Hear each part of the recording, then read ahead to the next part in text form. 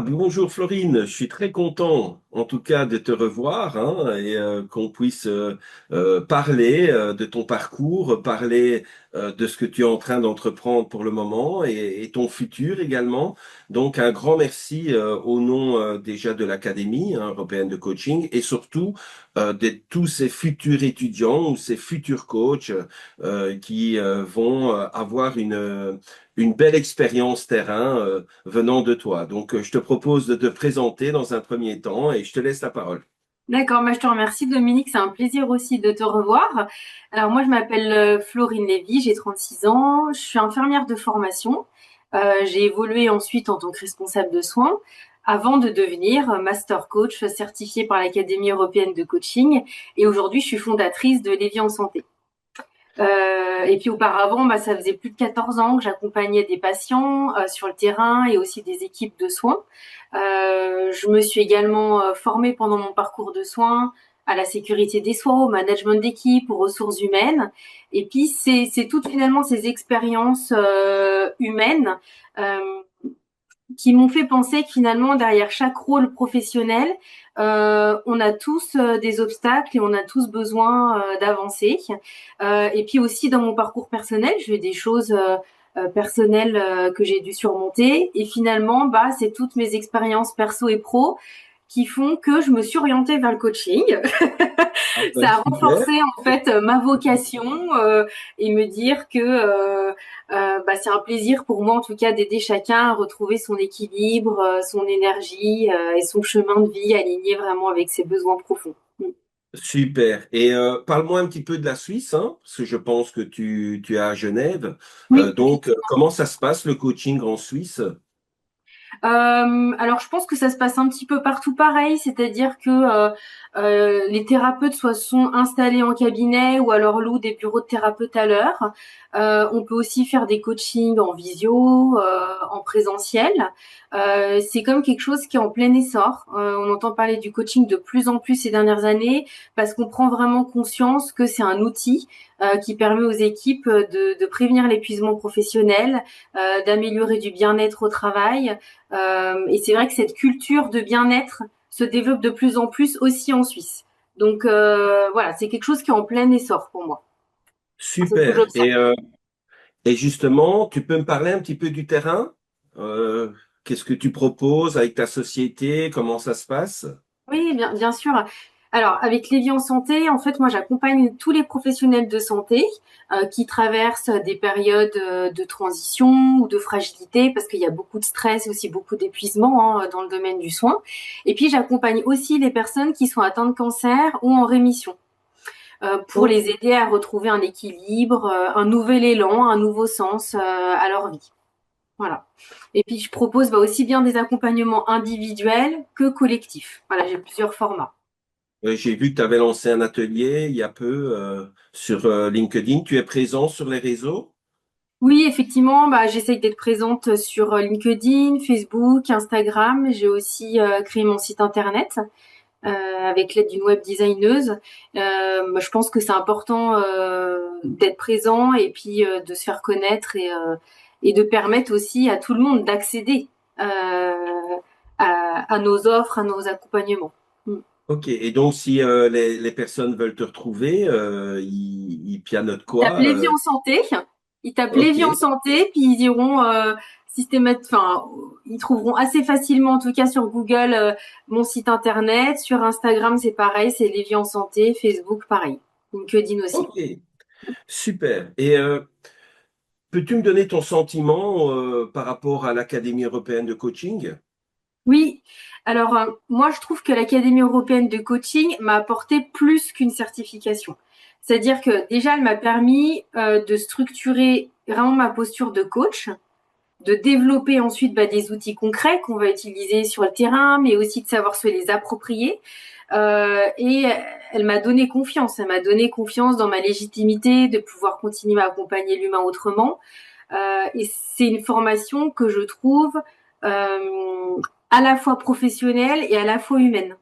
Voilà, j'ai découvert aussi un accompagnement de qualité, des professionnels qui sont vraiment à l'écoute, avec bienveillance, des formateurs qui sont passionnés et qui nous poussent à révéler notre potentiel. Voilà, donc et puis en plus de tout ça, l'académie m'a permis de mieux me connaître moi-même parce que il y a aussi tout un gros travail d'introspection qu'on fait sur soi parce qu'on teste aussi les outils bien entendu sur nous hein, pour pouvoir mieux accompagner nos futurs coachés. Voilà, aujourd'hui encore, en tout cas, j'utilise la plupart des outils et les apprentissages que j'ai reçus par cette formation. Super. Et justement, ça intéresse souvent les étudiants qui vont être certifiés et qui vont se lancer sur le terrain. Comment ça s'est passé, ton aventure, le début, on va dire, du coaching sur le terrain? Alors, au départ, il y a forcément un mélange entre l'excitation de débuter et aussi un peu d'appréhension. C'est normal, c'est nouveau, mais très rapidement, j'ai compris que ce qui faisait la différence, c'était pas d'être parfait, mais c'était vraiment pleinement d'être soi. Et d'être présent, d'être honnête face aux personnes qu'on coach. Et puis les premiers retours ont été très positifs. Donc c'est sûr que ça rassure pour la suite. Voilà, les personnes m'ont dit qu'elles se sentaient bien écoutées, comprises et soutenues dans leur réflexion et leur transition de vie. Voilà, je pense que chaque accompagnement continue aujourd'hui à me confirmer que j'ai trouvé vraiment ma place. Mm. Ok, je me souviens d'une Florine qui a commencé début d'année 2025, je pense, et qui a été vraiment crescendo dans son évaluation. Évolution, pardon. Ce qui m'avait marqué, c'est l'interaction que tu as mis en distanciel, parce que tu as suivi la formation en soirée, en journée, je pense, journée distancielle, et Mm. tu as pu mettre une interaction en distanciel. Tu peux m'en parler également? Oui, effectivement. Alors, j'avais choisi ce format-là en ayant aussi quelques réticences. Je m'étais dit, est-ce que vraiment je vais pouvoir utiliser Toulousity et être à l'aise en distanciel pendant tous les cours? Et finalement, oui, assez facilement. Et c'est vrai que les outils avec Zoom ou autres sont assez faciles d'utilisation. On peut être plusieurs en cours en même temps. Ça pose pas de problème. Après, c'est aussi l'intelligence du prof qui fait que malgré parfois des cours qui sont moitié présentiels, moitié distanciels, il arrive à solliciter, il ou elle, hein, arrive à solliciter l'attention de tout le monde, à poser des questions à tout le monde. Non, non, c'était une belle surprise et ça a même créé des liens humains. C'est-à-dire que même à distance, aujourd'hui, j'ai créé des liens tellement forts avec certaines personnes de la promo qu'on s'est dit bon, il faut vraiment qu'on se voit quand même Ouais, en c'est vrai, ça présentiel. c'est. Ouais, Non, finalement, parfois on a des blocages et puis on se dit qu'avec l'écran, ça va être difficile d'interagir et pas du tout. Si je peux vraiment rassurer les futurs étudiants là-dessus, s'ils ont des craintes sur la formation à distanciel, allez-y, vous verrez que c'est aussi facile qu'en présentiel. ok, encore un grand merci. Ton expérience est très importante. Maintenant, j'aime terminer en disant si tu avais un conseil à donner dans